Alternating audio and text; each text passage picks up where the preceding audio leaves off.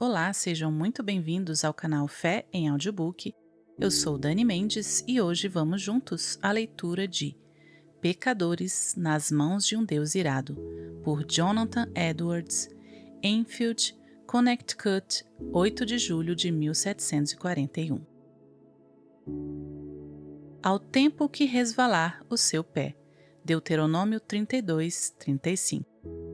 Neste versículo, a vingança de Deus é ameaçada sobre os israelitas ímpios e incrédulos, que, embora fossem o povo visível de Deus e vivessem debaixo dos meios de graça, e apesar de todas as obras maravilhosas de Deus em benefício deles, permaneciam, conforme o versículo 28, sem juízo e entendimento. Com todo o cultivo do céu, nada produziram senão fruto venenoso e amargo, conforme afirmam os dois versículos que precedem o texto. A expressão que escolhi para minha exposição, a seu tempo, quando resvalar o seu pé, parece implicar o seguinte, relacionado à punição e destruição a que aqueles ímpios israelitas estavam expostos. 1. Que estavam sempre expostos à destruição, da mesma maneira que alguém que permanece ou anda em lugares escorregadios está sempre exposto à queda. Isso está implícito na maneira em que a destruição vem sobre eles, sendo representada pelos seus pés escorregando. O mesmo é expresso no Salmo 73, 18. Certamente, tu os puseste em lugares escorregadios, tu os lanças em destruição. 2. Implica que estavam sempre expostos à súbita e inesperada destruição. À semelhança do que anda em lugares escorregadios e está a todo instante sujeito a cair, não podendo prever em momento algum se a seguir estará de pé ou no chão. E quando cai, cai imediatamente e sem aviso. Isso também está expresso no Salmo 73, 18 a 19. Certamente, tu os pusestes em lugares escorregadios, tu os lanças em destruição. Como caem na desolação, quase num momento, ficam totalmente consumidos de terrores. 3. Outra coisa implícita é que estão sujeitos a cair por si mesmos, sem serem derrubados pela mão de outrem, da mesma maneira que o que permanece ou anda em terreno escorregadio de nada precisa além do próprio peso para derrubá-lo. 4. Que a razão de ainda não haverem caído e de não caírem agora é apenas que o tempo apontado por Deus não é chegado, pois está dito que, quando esse tempo devido ou designado chegar, seu pé resvalará. Então, serão abandonados à queda, para o que já estão inclinados por seu próprio peso. Deus não mais os sustentará nestes lugares escorregadios, mas os abandonará. E então, neste exato instante, cairão na destruição, à semelhança do que permanece em ladeiras escorregadias, sobre a beira de um precipício, não pode permanecer sozinho, e quando é abandonado, imediatamente cai e está perdido. A observação a partir destas palavras que agora insistirei é: doutrina. Não há nada que mantenha os ímpios um só momento fora do inferno, senão a mera boa vontade de Deus. Por mera boa vontade de Deus, refiro-me à sua boa vontade soberana, sua vontade livre, imune a obrigações, não sujeita a impedimento algum, nem qualquer outra coisa, como se nada, a não ser a boa vontade de Deus, tivesse qualquer papel na preservação dos ímpios a todo instante. A verdade desta observação será evidenciada pelas seguintes considerações. 1. Não falta poder a Deus para lançar os ímpios, a qualquer momento, no inferno. Quando ele se levanta, as mãos humanas não podem ser fortes. Os mais fortes não têm poder algum para lhe resistir, nem podem se libertar de suas mãos. Ele não apenas é capaz de lançar os ímpios no inferno, mas pode fazê-lo com a maior facilidade. Às vezes, um príncipe terreno encontra grande dificuldade em subjugar um rebelde que encontrou meios de se fortificar e se fortaleceu pelo número de seus seguidores. Mas isso não ocorre com Deus. Não há fortaleza que seja defendida contra o seu poder. Ainda que as mãos se juntem e vastas multidões de inimigos de Deus se combinem e se associem, são facilmente esmiuçados em pedaços. São como grandes montes de palha seca e leve diante do furacão, ou grandes quantidades de restolho seco diante de chamas devoradoras. Achamos fácil pisar e esmagar um verme que vemos rastejar no chão. Da mesma forma, é fácil cortar ou queimar um fio fino que sustenta algo. Assim também é fácil para Deus, quando lhe agrada, lançar seus inimigos nas profundezas do inferno. Quem somos nós para que pensemos permanecer perante dele, diante de cuja repreensão a terra treme e diante de quem as rochas são subjugadas? 2. Eles merecem ser lançados no inferno, de modo que a justiça divina jamais se interpõe, e não é um impedimento para que Deus use seu poder a qualquer momento para destruí-los. Sim, ao contrário, a justiça clama alto por punição infinita pelos seus pecados. A justiça divina fala acerca da árvore que produz uvas como as de Sodoma. Lucas 13, 7. Corta-a, porque ocupa ainda a terra inutilmente. A espada da justiça divina está a todo momento se revolvendo sobre suas cabeças, e não é nada senão a mão da misericórdia livre de Deus e a sua mera vontade que a segura. 3. Eles já estão sob uma sentença de condenação ao inferno. Não apenas merecem, com justiça, ser lançados lá, mas a sentença da lei de Deus, essa eterna e imutável regra da justiça que Deus fixou entre si e a humanidade, é posta contra eles e permanece em oposição a eles, de modo que já estão destinados ao inferno. João 3,18. Quem não crê já está condenado. Desse modo, todo homem não convertido pertence propriamente ao inferno. Lá é o seu lugar, de lá ele procede. João 8,23. Vós sois de baixo. E para lá está destinado. É o lugar ao qual a justiça e a palavra de Deus e a sentença de sua lei imutável o destinam. 4. Eles são agora os objetos do mesmo furor e ira de Deus, que são expressos nos tormentos do inferno. E a razão pela qual não descem para lá a qualquer instante não é porque Deus, em cujo poder se encontram, não esteja muito irado com eles, como está com as muitas miseráveis criaturas agora atormentadas no inferno, que lá sentem e suportam a fúria de sua ira. Sim, Deus está muito mais irado com muitos que estão agora na terra. Sim, sem dúvidas, com muitos que estão agora nesta congregação, que podem estar tranquilos, do que com muitos que estão nas chamas do inferno. Portanto, não é porque Deus ignora suas impiedades e não se ressinta delas que não afrouxa suas mãos e os elimina. Deus não é de forma alguma como eles, embora possam o imaginar assim. A sua ira arde contra eles, sua condenação não dorme, o abismo está preparado, o fogo está pronto, o forno já está quente, pronto para recebê-los. As chamas ora rugem e brilham. A espada reluzente está afiada e suspensa sobre eles.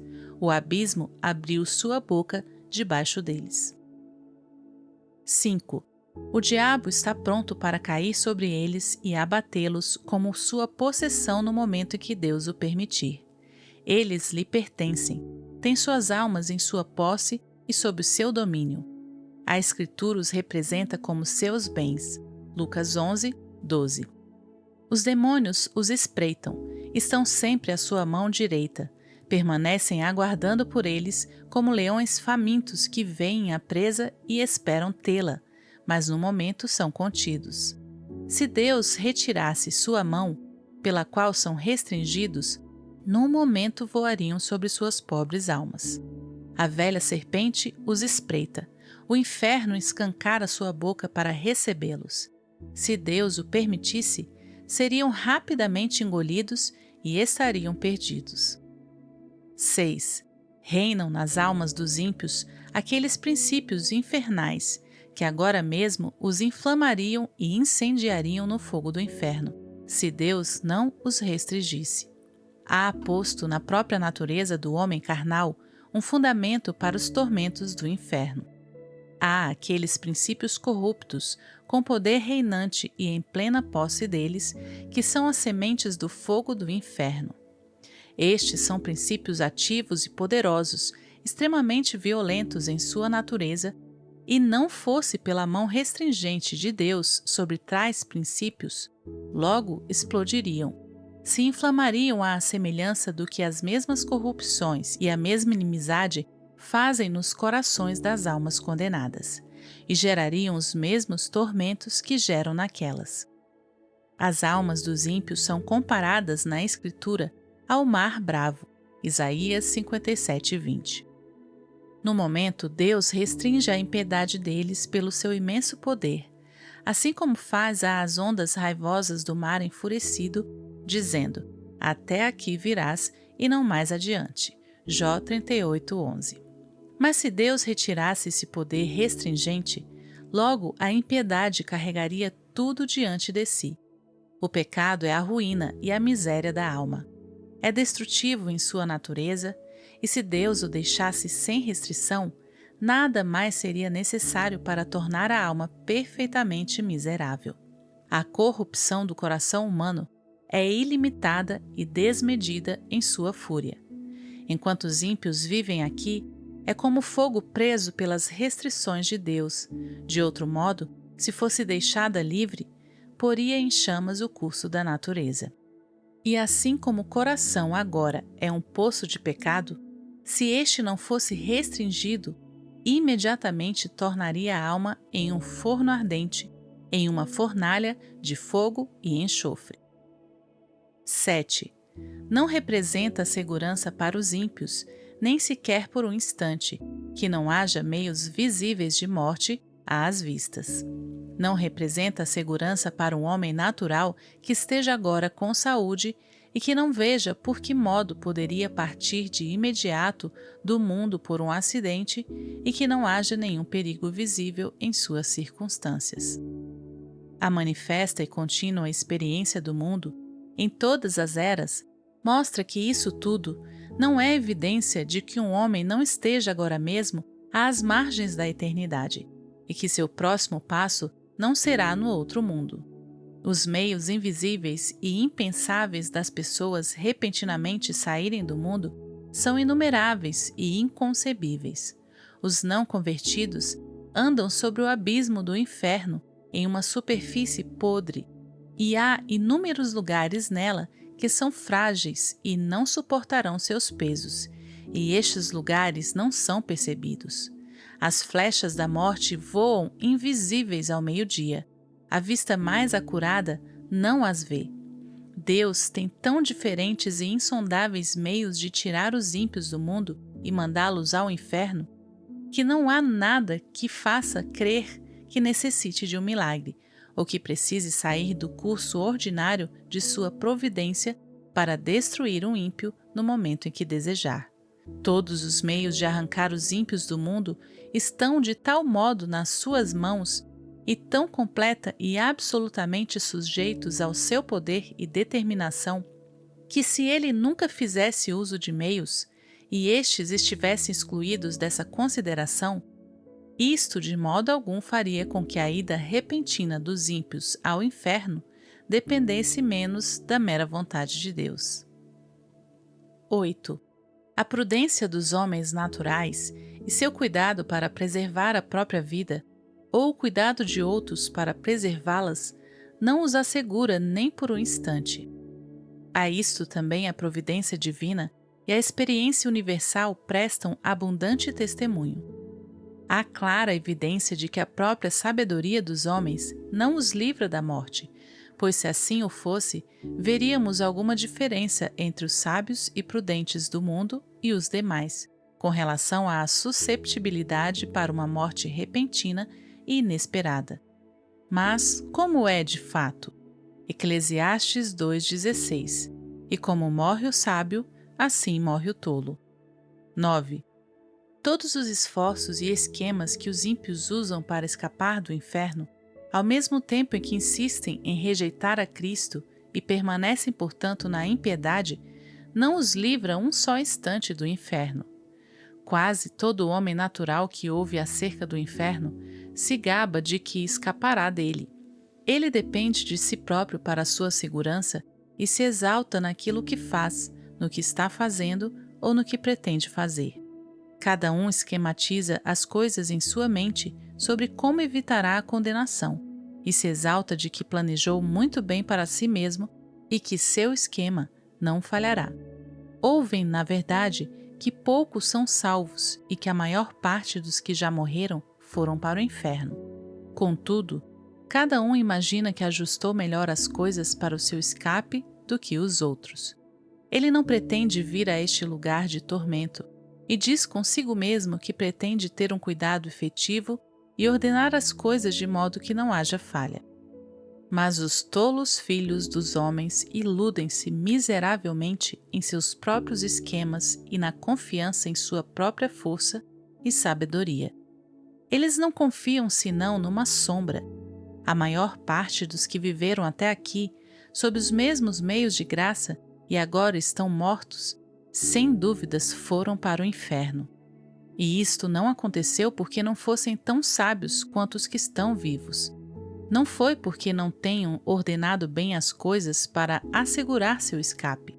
Se pudéssemos falar com eles e questioná-los um por um quanto ao que se esperavam quando vivos, e quando ouviam sobre o inferno serem eles próprios objetos dessa miséria, sem dúvidas ouviríamos todos replicarem: não, jamais pretendi chegar aqui. Eu tinha ajeitado as coisas de outra forma em minha mente. Pensei que tinha planejado bem, que meu esquema era bom. Desejava tomar cuidado de verdade, mas tudo aconteceu inesperadamente. Não esperava por aquilo então, nem daquele modo.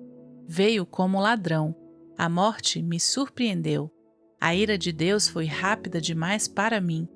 Oh, minha maldita tolice!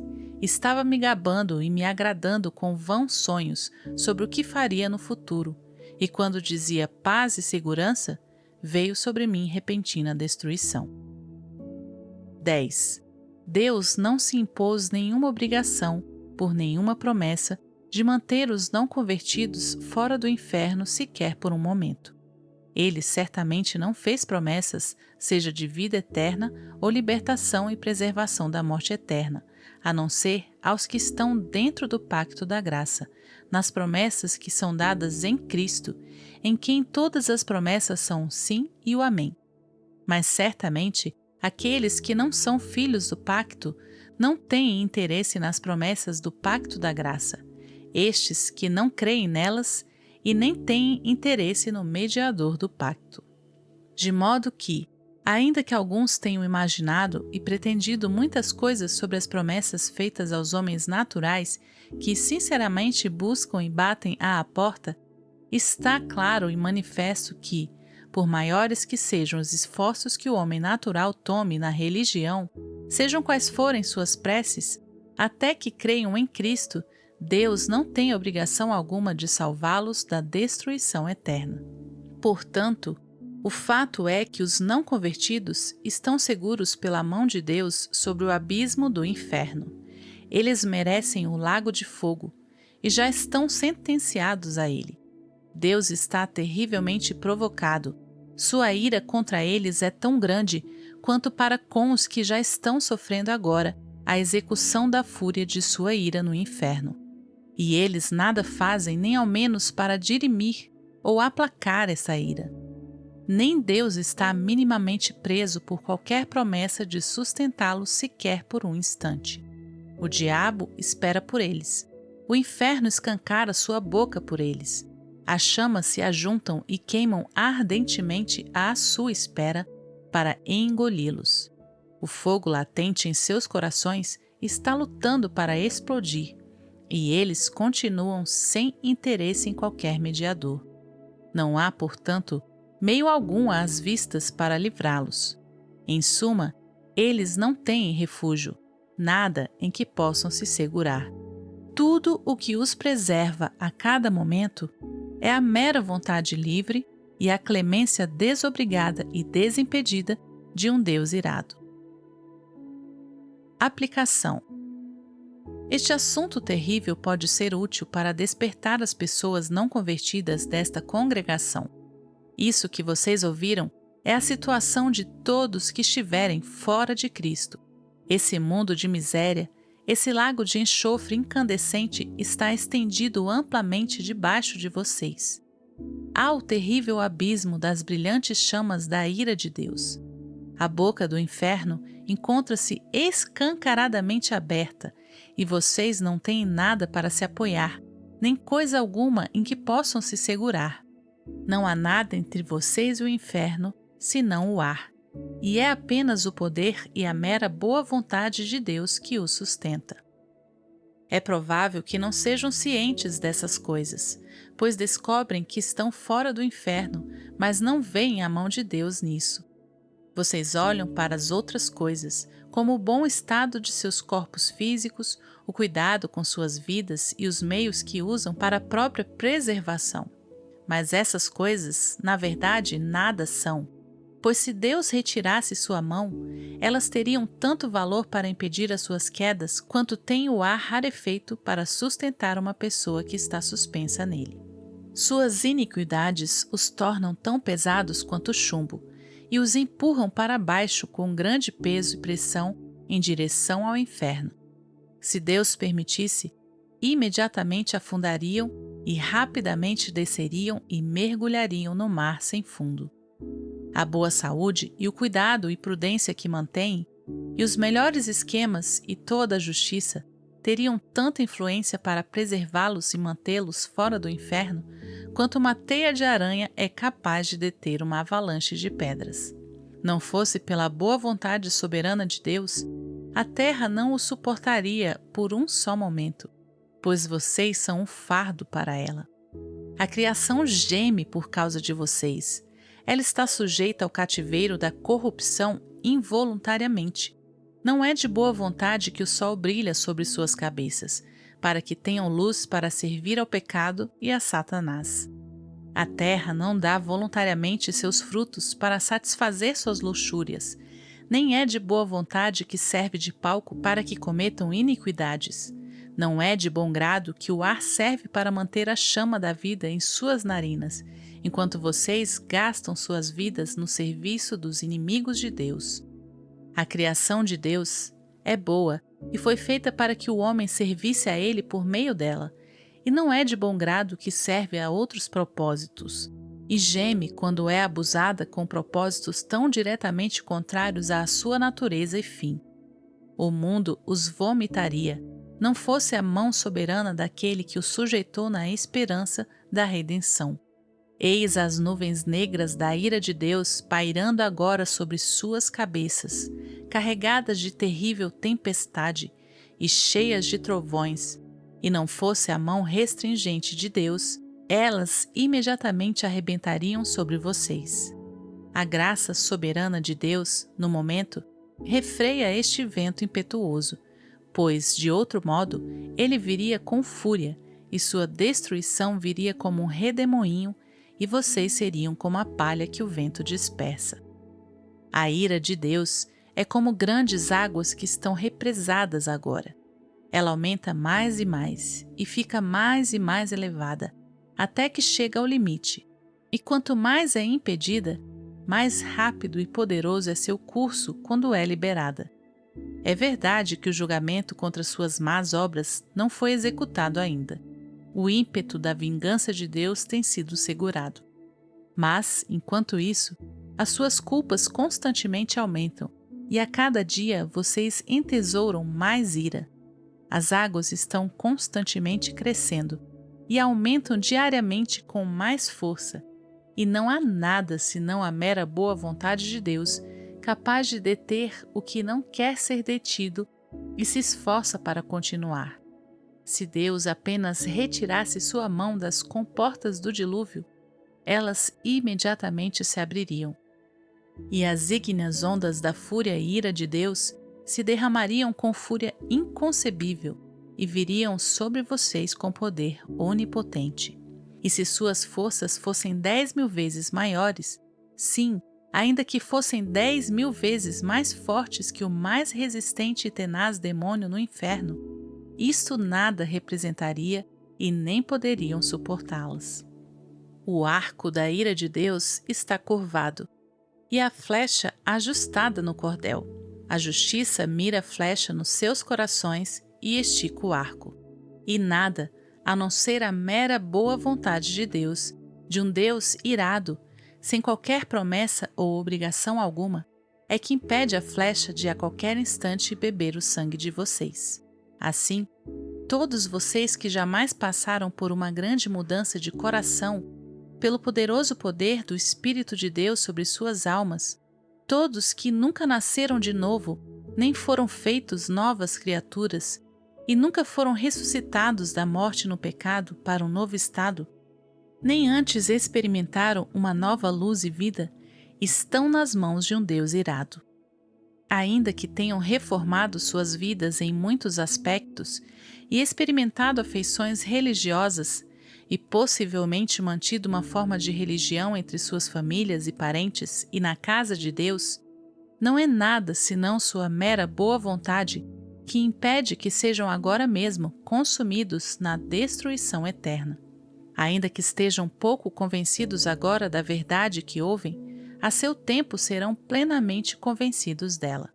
Vejam que ocorreu o mesmo com aqueles que partiram nas mesmas condições que vocês estão agora, pois a destruição veio repentinamente sobre a maior parte deles, quando não a esperavam e enquanto diziam paz e segurança. Agora veem que aquelas coisas de que dependiam para a sua paz e segurança nada mais eram do que ar rarefeito e sombras vazias. O Deus que o sustenta sobre o abismo do inferno, à semelhança de alguém que segura uma aranha ou qualquer inseto asqueroso sobre o fogo, os aborrece e está terrivelmente provocado. Sua ira contra vocês arde como fogo. Ele os vê como dignos de nada mais senão de serem lançados no fogo. Ele é tão puro de olhos que não pode encará-los de frente. Vocês são aos seus olhos mais abomináveis que a serpente mais odiosa é aos nossos. Vocês o ofenderam infinitamente mais que um rebelde obstinado ofende a seu príncipe. Contudo, não é nada senão a sua mão que os impede de cair no fogo a qualquer momento. Não pode ser atribuído a nada mais o fato de vocês não terem ido ao inferno na noite passada, que tenham sido permitidos acordar novamente neste mundo, depois que fecharam os olhos para dormir. E não há outra razão para explicar o porquê de não terem caído no inferno desde o momento que acordaram nesta manhã, senão que a mão de Deus os tenha sustentado. Não há outra razão a ser dada para explicar o porquê de não terem ido ao inferno desde o momento em que sentaram aqui, na casa de Deus, provocando seus olhos puros com o modo ímpio e pecaminoso de atenderem ao culto solene. Sim, nada mais pode ser dado como razão do porquê vocês não são agora mesmo lançados no inferno. Ó pecador, considere o temível perigo em que você se encontra. É sobre uma grande fornalha de ira, um abismo largo e sem fundo, cheio do fogo da ira, que você está seguro pela mão de Deus, cuja ira está tão provocada e acendida contra você, quanto está contra os condenados do inferno. Você está suspenso por uma linha fina, com as chamas da ira divina lampejando em volta, e prontas a todo momento para queimá-lo e consumi-lo por completo. E você ainda não tem qualquer interesse em um mediador, e nada para se agarrar que possa salvá-lo, nada que retire de você as chamas da ira, nada de si mesmo, nada que tenha feito, nem que possa fazer para induzir Deus a poupá-lo um só instante. E considere aqui mais particularmente: 1. De quem é essa ira? É a ira do Deus infinito. Se fosse apenas a ira do homem, ainda que do mais poderoso governante, seria comparativamente pequena para ser temida. A ira dos reis é muito mais temida, especialmente dos monarcas absolutistas, que têm as posses e vidas de seus súditos completamente em seus domínios, a serem dispostas conforme desejarem. Provérbios 20:2. Como o rugido do leão é o terror do rei. O que o provoca a ira peca contra sua própria alma. O súdito que levar à ira um príncipe arbitrário está sujeito a sofrer os mais extremos tormentos que a arte humana possa inventar, ou o poder humano seja capaz de infligir.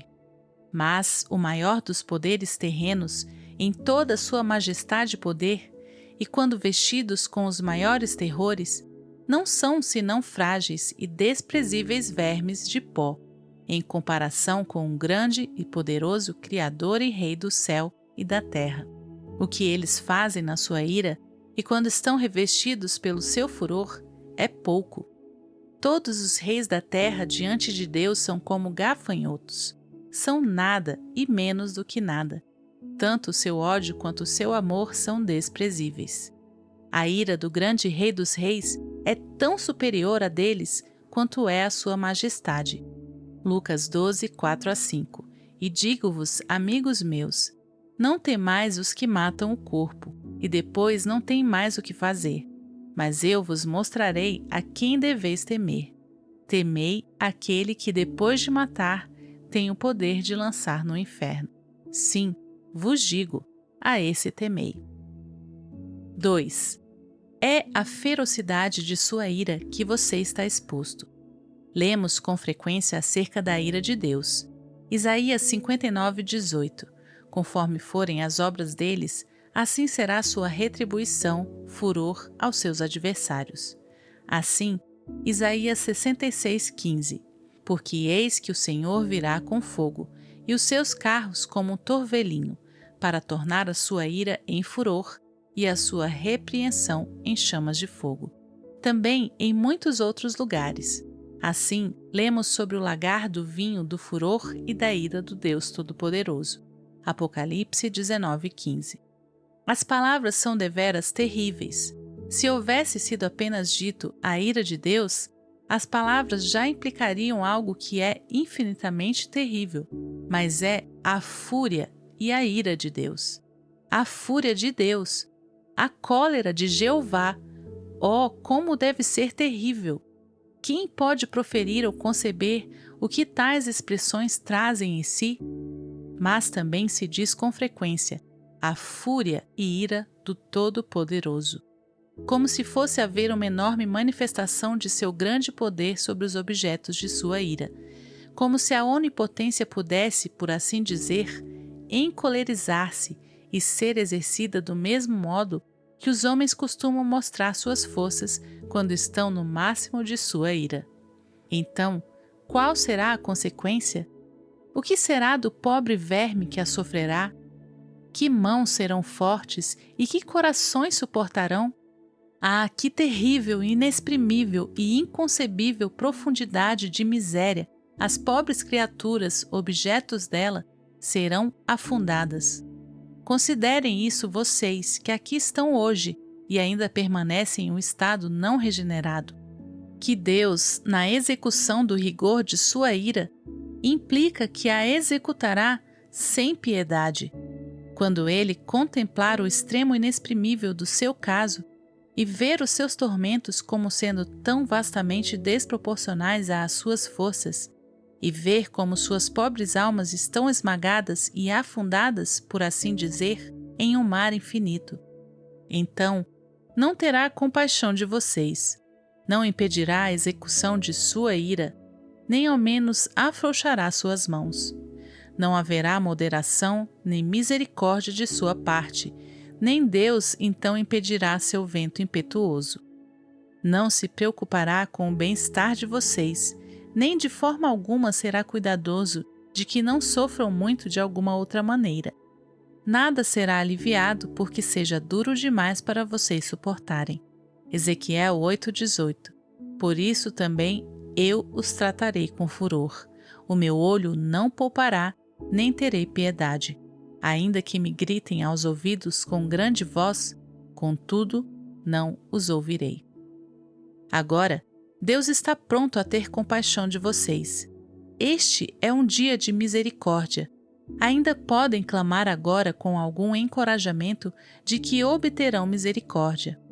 Porém, uma vez que o dia da misericórdia tenha passado, seus mais lamentosos e dolorosos clamores e gritos serão em vão, pois estarão completamente perdidos e afastados de Deus, e quanto a qualquer preocupação com o bem-estar de vocês.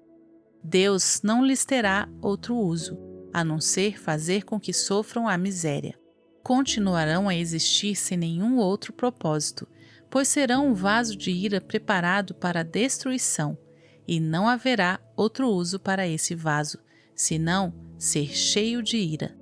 Deus estará tão longe de apiedar-se de vocês quando clamarem a Ele, que apenas rirá e zombará. Provérbios 1, 25-26. Como são terríveis essas palavras, que são palavras do grande Deus. Isaías 63, 3. Eu, sozinho, pisei no lagar, e dos povos ninguém houve comigo. E os pisei na minha ira, e os esmaguei no meu furor, e o seu sangue salpicou as minhas vestes, e manchei toda a minha vestidura.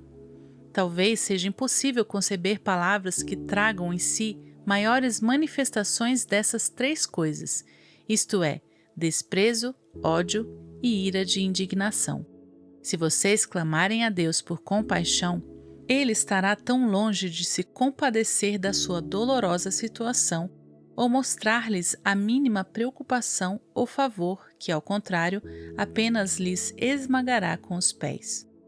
E embora saiba que não podem suportar o peso de sua onipotência esmagando vocês, contudo, não se importará com isso, mas os esmagará sem piedade, até que sejam esmagados, e o sangue será salpicado sobre suas vestes a ponto de manchá-las por completo.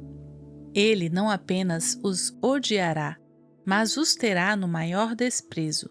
Não será pensado lugar algum apto para vocês, senão debaixo de seus pés, para serem pisados como a lama das ruas. 3. A miséria a que vocês estão expostos é a que Deus infligirá com o propósito de mostrar qual é a ira de Jeová. Deus dispôs em seu próprio coração mostrar a anjos e homens tanto a excelência de seu amor quanto o horror de sua ira. Às vezes, os reis terrenos se inclinam a mostrar como é terrível a ira deles, por meio de extremos castigos que executam naqueles que os provocam. Nabucodonosor, aquele poderoso e soberbo monarca do Império Caldeu, se dispôs a mostrar sua ira quando se enfureceu contra Sadraque, Mesaque e Abednego, e deu ordens para que a fornalha de fogo ardente fosse aquecida 7 vezes mais do que antes. Sem dúvidas, as chamas foram levadas ao máximo da fúria que a arte humana poderia induzi-las.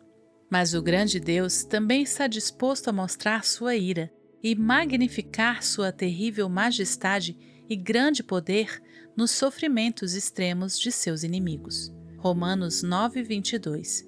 E que direis se Deus, querendo mostrar a sua ira e dar a conhecer o seu poder, suportou com muita paciência os vasos da ira preparados para a perdição? E visto que este é seu desígnio, o que já determinou, isto é, mostrar como é terrível sua ira não restringida, a fúria e a cólera de Jeová, ele o fará e levará a cabo. Haverá algo a ser realizado e feito que será terrível para quem o testemunhar. Quando o grande e irado Deus houver se levantado e executado sua terrível vingança contra os pobres pecadores, e os miseráveis estiverem de fato sofrendo o peso e poder infinitos de sua indignação, então ele chamará o universo inteiro para contemplar essa terrível majestade e grande poder que deve ser visto então. Isaías 32, 12 a 14.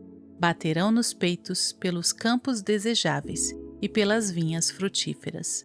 Sobre a terra do meu povo virão espinheiros e sarças, como também sobre todas as casas onde há alegria na cidade jubilosa. Porque os palácios serão abandonados, a multidão da cidade cessará, e as fortificações e as torres servirão de cavernas para sempre, para a alegria dos jumentos monteses e para pastos dos rebanhos. Assim ocorrerá a vocês, que estão neste estado de não convertidos, se nele persistirem. O poder infinito, a majestade e terror do Deus onipotente será magnificado sobre vocês, na força inefável de seus tormentos. Serão atormentados na presença dos santos anjos e na presença do Cordeiro. E quando estiverem neste estado de sofrimento, os gloriosos habitantes do céu se adiantarão e contemplarão o terrível espetáculo, para que vejam em que consiste a ira e fúria do Todo-Poderoso. E quando tiverem visto, se prostrarão e adorarão essa grande majestade e poder. Isaías 66, 23 a 24. E será que desde uma lua nova até a outra, e desde um sábado até o outro, virá toda a carne a adorar perante mim, diz o Senhor. E sairão e verão os cadáveres dos homens que prevaricaram contra mim, porque o seu verme nunca morrerá, nem o seu fogo se apagará, e serão um horror a toda a carne. 4. É uma ira eterna. Será terrível sofrer esta ira e fúria do Deus Todo-Poderoso por um momento, mas vocês devem sofrê-la eternamente. Não haverá fim para esta miséria horrível e extrema. Quando olharem adiante, verão uma longa eternidade, uma jornada infindável adiante de vocês, que engolirá seus pensamentos e confundirá suas almas, e se desesperarão de qualquer espécie de libertação, fim ou de qualquer mitigação ou alívio. Saberão que deverão suportar longas eras, milhões de eras, em luta e conflito com esta poderosa vingança impiedosa. E então, quando isso acontecer, quando muitas eras realmente passarem desse modo, saberão que isso tudo não representa senão um ponto em relação ao que resta, de modo que o castigo de vocês será de fato infinito. Oh, quem pode expressar qual será o estado de uma alma em tais circunstâncias? Tudo o que podemos dizer a esse respeito não dá senão um vislumbre fraco e imperfeito daquilo que é inexprimível e inconcebível, pois quem conhece o poder da ira de Deus? Como é terrível o estado dos que estão diariamente e a toda hora em perigo desta grande ira e infinita miséria. Mas este é o desastroso caso de cada alma nesta congregação que ainda não nasceu de novo, ainda que seja moral e rigorosa, sóbria e religiosa. Oh, considere isso, quer seja jovem ou velho. Há razão para pensar que há muitos agora nesta congregação, ouvindo esse discurso, que serão objetos dessa mesma miséria por toda a eternidade.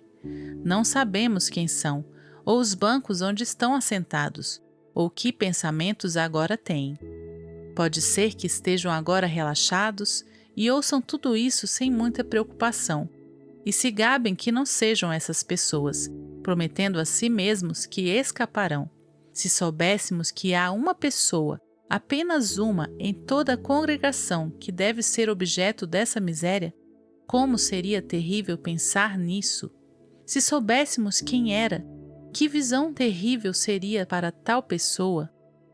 Como seria poderoso o clamor lamentável e amargo que o resto da congregação lançaria por ela. Mas, em vez de um, não é provável que muitos se lembrem deste discurso no inferno? E seria por demais maravilhoso se alguns dos que aqui se encontram agora devam estar no inferno em pouco tempo, talvez antes que o ano se acabe? E não seria incrível se algumas pessoas que agora estão assentadas em alguns dos bancos dessa igreja, saudáveis, tranquilas e seguras, estejam lá amanhã de manhã? Aqueles de vocês que persistirem até o fim em um estado natural, que se mantiveram por muito tempo fora do inferno, lá estarão em pouco tempo. A sua condenação não dorme, virá rapidamente e provavelmente muito repentinamente sobre muitos de vocês. Há razão para se maravilharem que não estejam agora mesmo no inferno. Esse certamente é o caso de alguns a quem conheceram e viram, que nunca mereceram o inferno mais do que vocês, e que até aqui pareciam ter chance de estar vivos como vocês. A esperança deles se foi, estão chorando em extrema miséria e perfeito desespero. Mas aqui estão vocês, na terra dos vivos e na casa de Deus, e com oportunidade de obter a salvação. O que não dariam essas pobres e desesperadas almas condenadas por uma oportunidade de um dia como agora vocês têm? E agora, têm uma oportunidade extraordinária, um dia em que Cristo abriu largamente a porta da misericórdia e de pé chama e clama em alta voz aos pobres pecadores. Um dia em que muitos se reúnem a Ele e se esforçam pelo reino de Deus. Muitos vêm diariamente do Oriente, Ocidente, Norte e Sul. Muitos que outrora estiveram nas mesmas condições miseráveis em que vocês se encontram, agora estão em um feliz estado, com seus corações cheios de amor por aquele que os amou e os lavou dos seus pecados em seu próprio sangue, e regozijam-se na esperança da glória de Deus. Como é terrível ser deixado para trás em tal dia! Ver tantos festejando enquanto vocês sofrem e perecem. Ver tantos se regozijando e cantando alegres cantos cordiais, enquanto vocês têm razão para prantear pela tristeza do coração e ulular pela tristeza de espírito. Como podem descansar um só momento em tal condição? As suas almas não são tão preciosas quanto as dos cidadãos de Suffield, que estão dia após dia se reunindo a Cristo? Não há muitos aqui que viveram por muito tempo no mundo e até hoje não nasceram de novo, e estão por esse motivo alienados da comunidade de Israel e nada fizeram enquanto viveram, senão entesourar ira para o dia da ira? Ó senhores, a situação de vocês é de modo especial extremamente perigosa. A sua culpa e dureza de coração é grande em extremo. Não veem vocês como a maior parte dos de sua idade já faleceram e partiram na atual dispensação notável e maravilhosa da misericórdia de Deus? Vocês precisam considerar o seu caso e despertar completamente do sono. Vocês não podem suportar a fúria e ira do Deus infinito. E vocês, rapazes e moças, negligenciarão este precioso tempo que agora desfrutam, quando tantos de sua idade estão renunciando às vaidades juvenis e ajuntando-se a Cristo? Vocês, em especial, agora têm uma oportunidade extraordinária. Mas, se a negligenciarem, logo acontecerá com vocês o mesmo que com aquelas pessoas que gastaram os preciosos dias de sua juventude no pecado e agora vieram a dar um terrível passo na cegueira e endurecimento. E vocês, crianças, que ainda não são convertidas, não sabem que estão indo para o inferno, suportar a terrível ira desse Deus que agora está irado com vocês noite e dia? Vocês se contentarão em serem filhos do diabo, quando tantas outras crianças na nossa terra estão sendo convertidas e tornando-se os santos e felizes filhos do Rei dos Reis? E que todos os que ainda se encontram fora de Cristo, pendurados sobre o abismo do inferno, quer sejam velhos e velhas, de meia idade ou jovens, ou crianças, agora ouçam os altos chamados da palavra e da providência de Deus. Este ano aceitável do Senhor, um dia de tão grande favor para alguns, sem dúvidas será um dia de vingança igualmente notável para outros. O coração dos homens endurece e suas culpas aumentam rapidamente em dias como estes, se negligenciarem suas almas. E jamais houve época de tão grande perigo de tais pessoas serem entregues à dureza de coração e cegueira de mente. Deus parece agora estar ajuntando rapidamente seus eleitos em todas as partes da nação, e é provável que a maior parte dos adultos que alguma vez serão salvos sejam atraídos em pouco tempo, e que será como foi no grande derramamento do Espírito sobre os judeus nos dias dos apóstolos. Os eleitos serão salvos, e os demais serão cegados. Se isso ocorrer a vocês, amaldiçoarão eternamente este dia, e o dia em que nasceram, por terem visto o tempo de derramamento do Espírito de Deus, e desejarão ter morrido e ido ao inferno sem tê-lo visto.